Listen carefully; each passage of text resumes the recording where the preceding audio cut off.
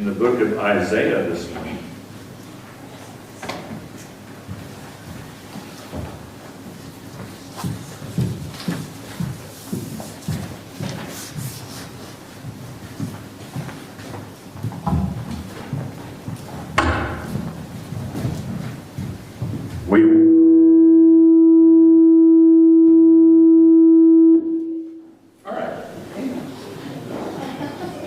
I don't know what, how about we just do without this? I don't know what else to do. Isaiah chapter 6. Isaiah chapter 6.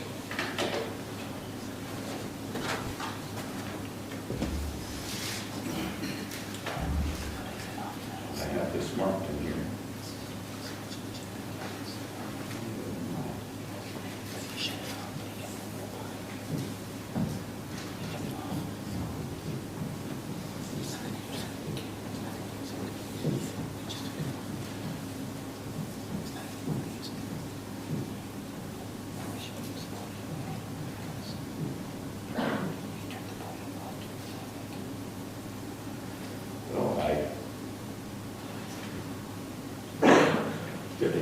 I just had to find it. Isaiah chapter 6, we'll be reading verses 1 through 8. Isaiah chapter 6, verse 1. That's when it started to ring. It was really high. Try it again. Okay. Have it really high. All right. Does that work? In the year, I'll read to you. In the year that King Uzziah died, I saw also the Lord sitting upon a throne, high and lifted up, and his train filled the temple. Above it stood the seraphims. Each one had 6 wings. With twain he covered his face.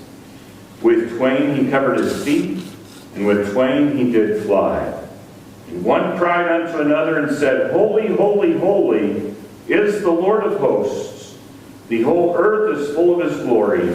And the post of the door moved at the voice of him that cried, and the house was filled with smoke. Then said I, Woe is me, for I am undone, because I am a man of unclean lips, and I dwell in the midst of a people of unclean lips. For mine eyes have seen the King, the Lord of hosts. Then flew one of the seraphims unto me, having a live coal in his hand, which he had taken with tongs from off the altar. And he laid it upon my mouth and said, Lo, this hath touched thy lips, and thine iniquity is taken away, and thy sin is purged. Also I heard the voice of the Lord saying, Whom shall I send? And who will go for us? Then said I, Here am I, send me.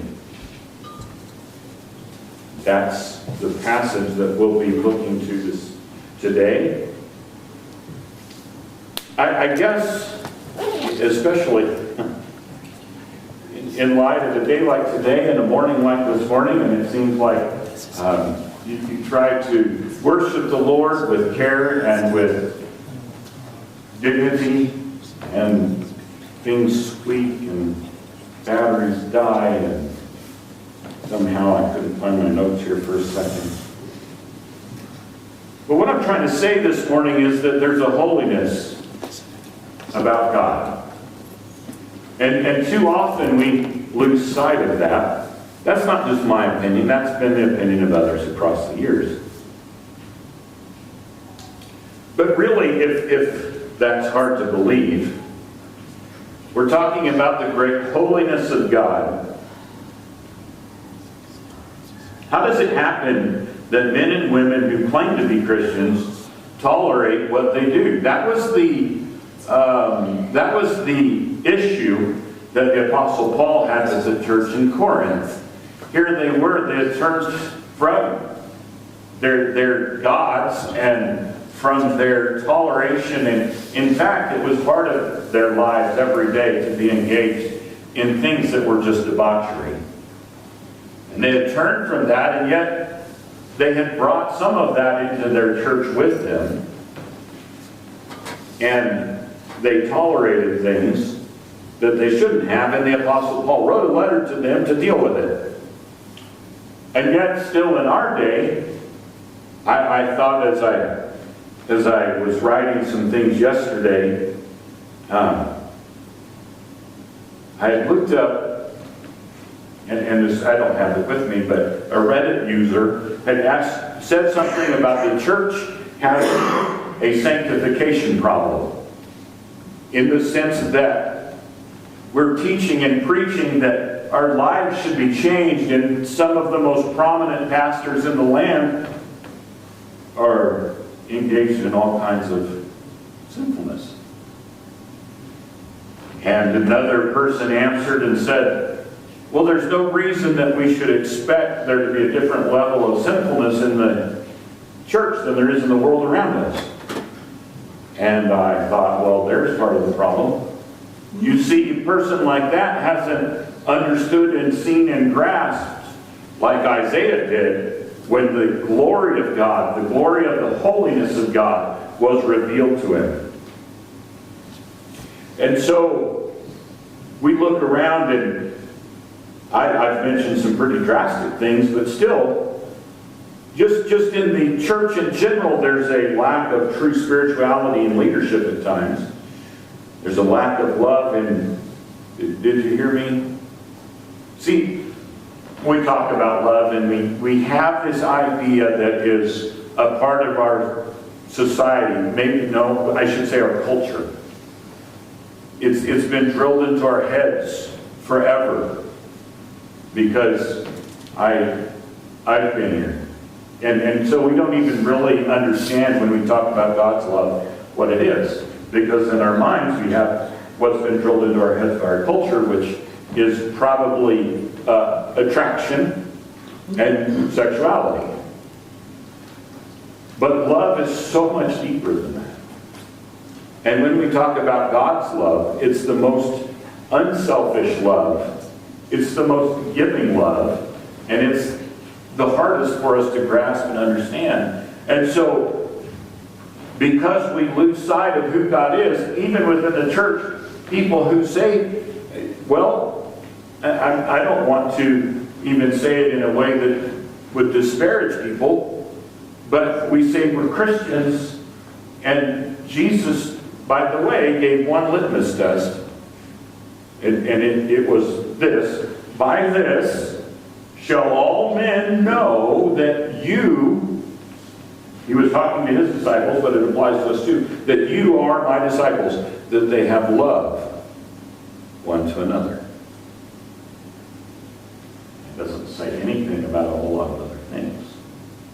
That's what Jesus said, and yet there's a lack of love, it seems, in our own lives, substituting idols in our lives for the one true God. And it's easy to point our fingers at the churches that are maybe what we call mainstream, that seem to embrace every kind of sin, even in the pulpit.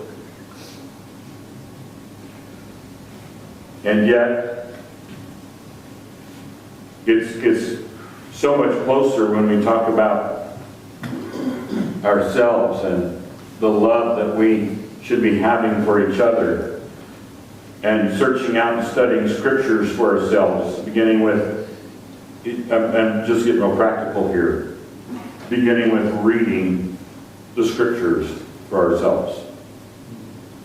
And I'm not, I don't mean to once again cast stones at anybody who is here this morning, but I know people, and they talk about, yeah, on my phone this morning I read this verse.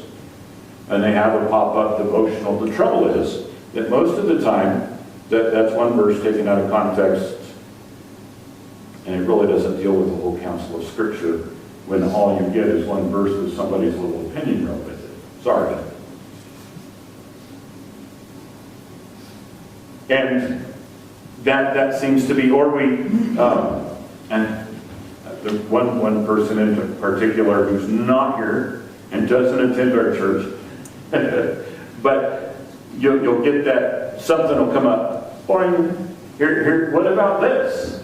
And it's just off the wall, and it's like, get off of TikTok, okay? Don't go to TikTok for your theology. It's probably not going to have a lot of depth.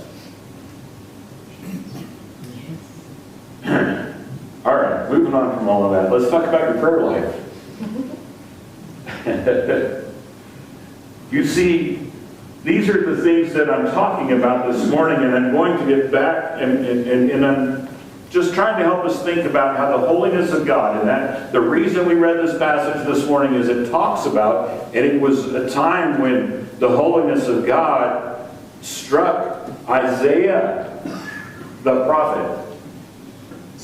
If we were standing here or sitting here this morning and I asked you, and this won't be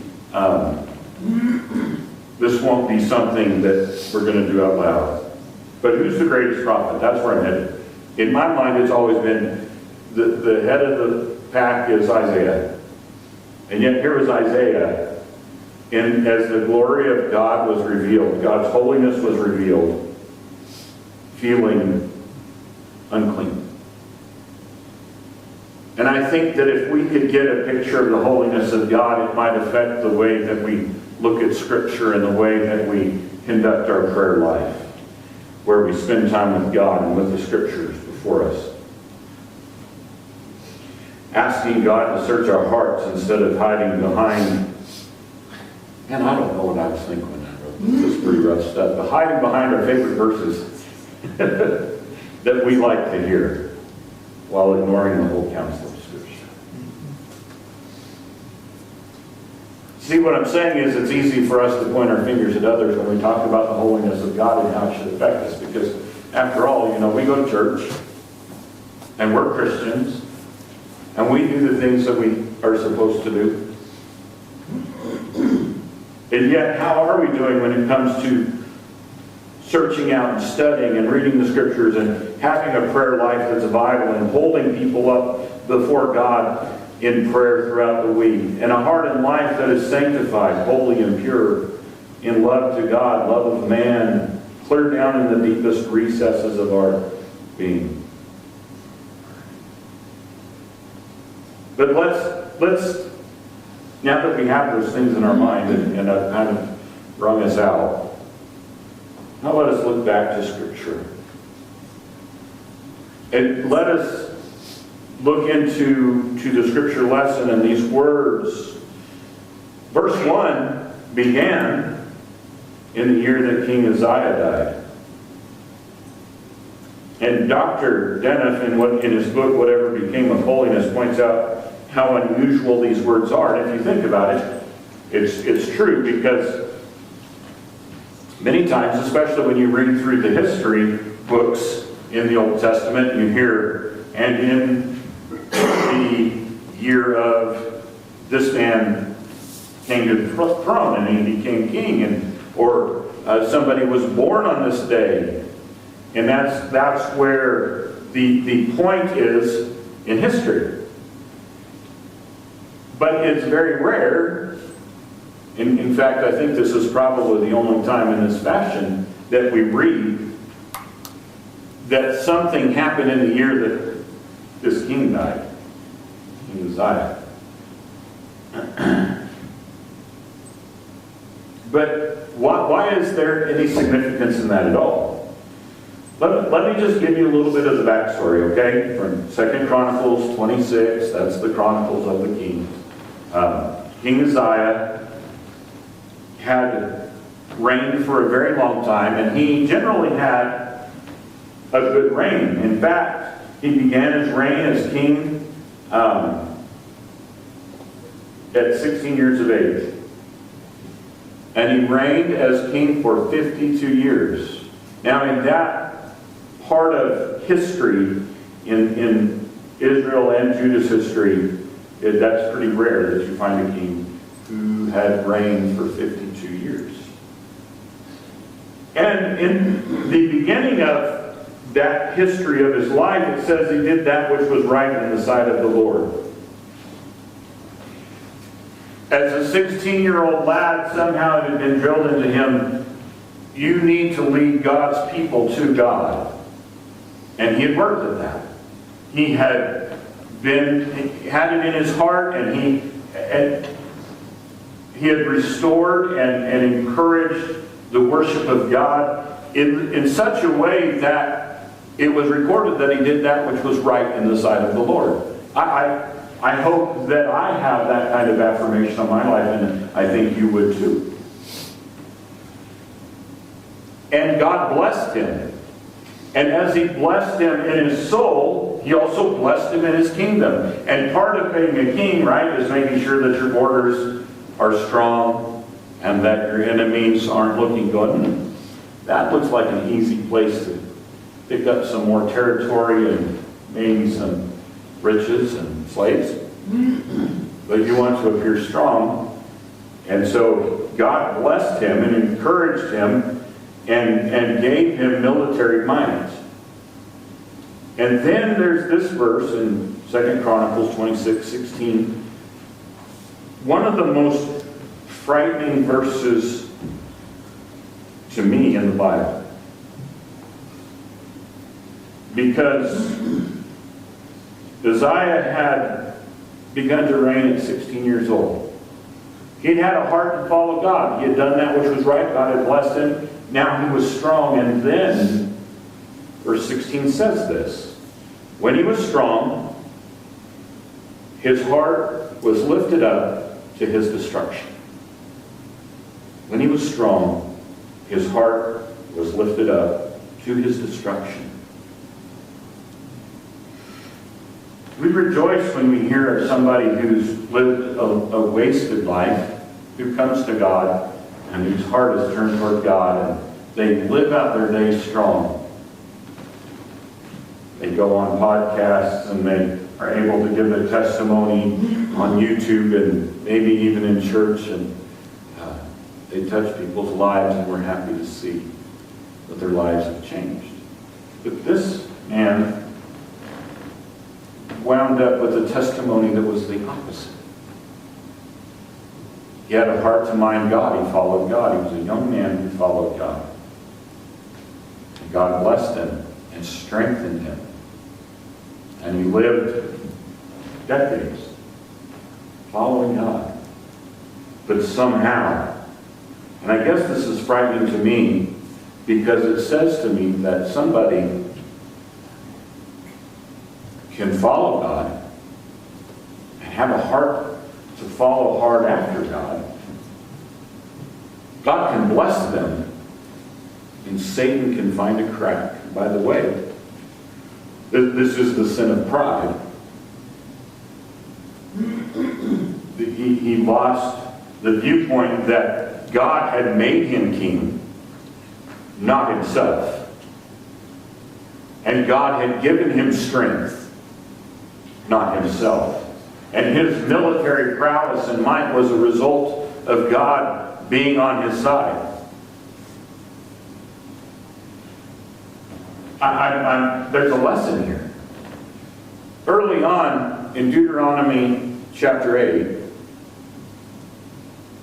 God gives instruction, and the people here, the people of God here, the Israelites, that and this is just simply about personal blessing in their own lives, that it is God who gives them the capacity to build wealth.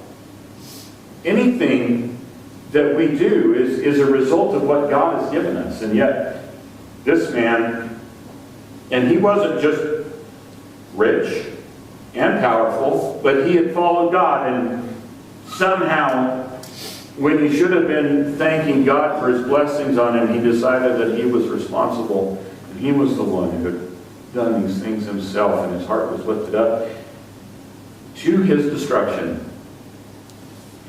What does that look like? You see, he had followed God's laws, and he had reestablished the worship of God. He had taken the rules that God had written down and tried to put all of them in place. One of those things is that the priest in the temple should be a descendant of the tribe of Levi. And he was a king. He was not a Levite. Okay? And he went into the temple and he said, actually, I can do the job of the priest too. I've done all these other things. I've been a great king. I've been a great general.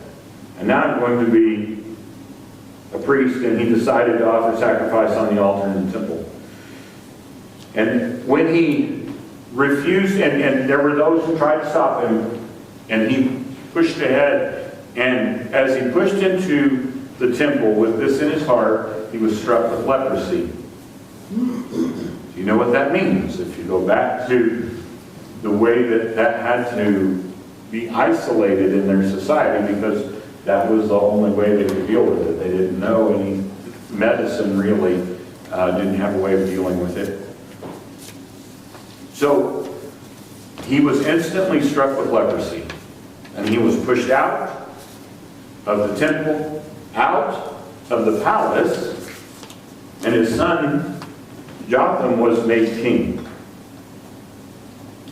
What I'm trying to show you this morning is, here's Isaiah in the glory of the Lord, but it's marked by the time that King Uzziah died, and King Uzziah was this man. And maybe as Isaiah was struck to the ground by the glory of God, he saw the contrast of the king who had just died. Here's God as the true king, high and lifted up.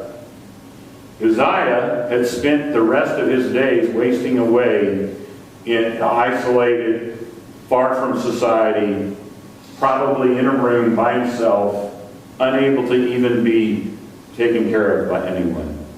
His food placed in a area where he could reach it after the other person had gone, that kind of thing, and he just wasted away. God here is seated high on a throne. Uzziah had lost his throne.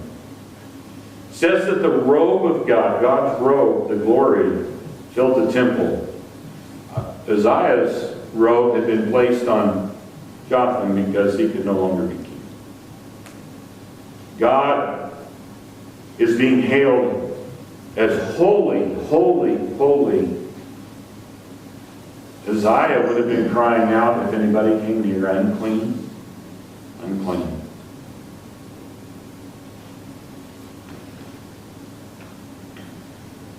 God, glorified by multitudes. Uzziah, shamed to the grave. God's holiness is never to be treated presumptuously. Dr. Dineff says each time we meditate on the holiness of God, each time He enters the room where we are worshiping, this is for us here today. We are struck first with His greatness, and then with our own unworthiness. Let's talk about God's greatness.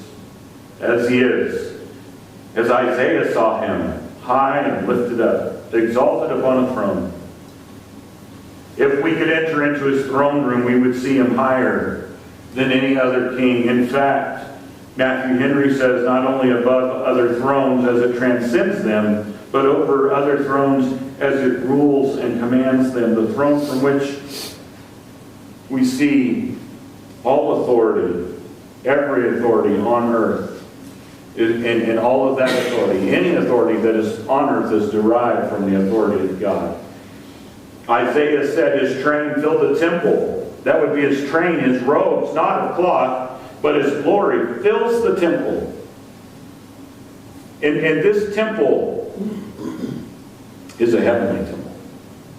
And so his train, his robes of glory fills the temple in the courts of heaven, spilling into the places set aside for Him on earth, and filling the whole earth, as it says in verse 3.